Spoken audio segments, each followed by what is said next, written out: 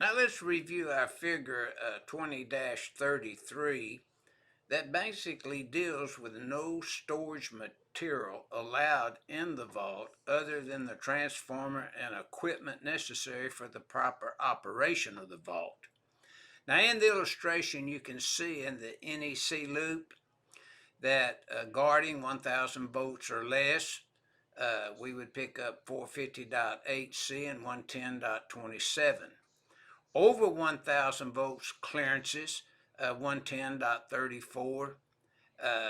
If you're looking at deeper into 1000 volts or less, 110.26A would pick it up, and then access to the area, 1000 volts or less, or over 1000 volts is 110.28C and 110.33. Now you see those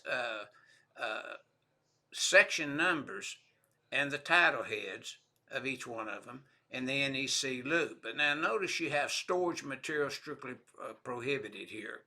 And the reason for that, in a vault area, we have transformers, is personnel in there pulling, maintenance, servicing, repairing, whatever they may be doing. They don't want stuff in their way that would be an obstruction to the duty and task that they had to perform in there. And that's what this figure 20-33 is illustrating.